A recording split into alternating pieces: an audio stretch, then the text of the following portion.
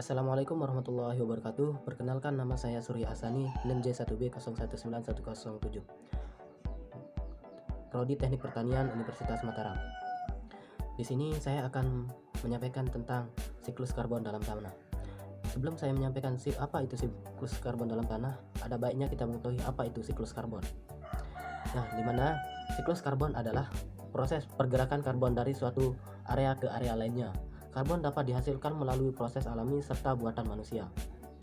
Dapat dikatakan pula, siklus karbon adalah aliran karbon yang melewati karbon tahap sistem di bumi, baik melalui hewan, tumbuhan, dan manusia yang terjadi secara alami. Sumber penghasil karbon ada dua, yaitu satu, sumber karbon dari organisme. Karbon dihasilkan dari proses respirasi makhluk hidup serta dekomposisi organisme yang telah mati. Pada proses respirasi yang telah dilakukan oleh makhluk hidup akan menghasilkan senyawa karbon dioksida. Selain itu, asap dari hasil pembakaran bahan bakar kendaraan juga mengandung karbon dioksida. Dan sumber yang kedua yaitu sumber karbon dari alam. Aktivitas dari alam juga dapat menghasilkan karbon. Di antaranya adalah ketika terjadi peristiwa kebakaran hutan dan erupsi vulkanik pada gunung berapi. Nah, kita langsung berlanjut ke siklus karbon dalam tanah. Nah, kita langsung bisa lihat pada gambar di samping. Nah, dari gambar di samping kita bisa melihat siklus karbon di dalam tanah.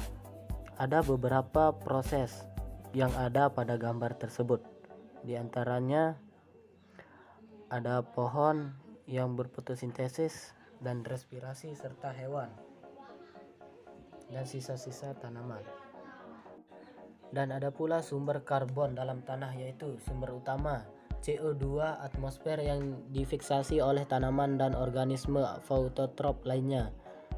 CO2 atmosfer difiksasi menjadi bentuk karbon organik penyusun jaringan tanaman melalui reaksi CO2 plus H2O menjadi CH2O plus O2.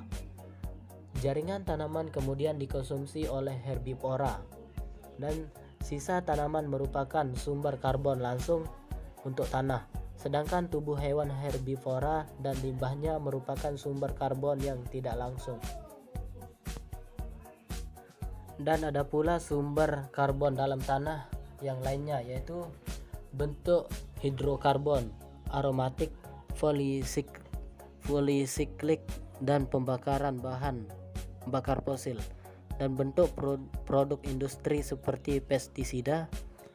Nah, yang kedua, pada ekosistem yang produktif, pergantian karbon umumnya berjalan cepat. Misalnya hutan tropika basah mempunyai pol karbon tanah 5 kali lebih besar daripada ekosistem pertanian. Semakin tidak produktif suatu ekosistem, maka semakin rendah kecepatan turnover karbon dalam tanah.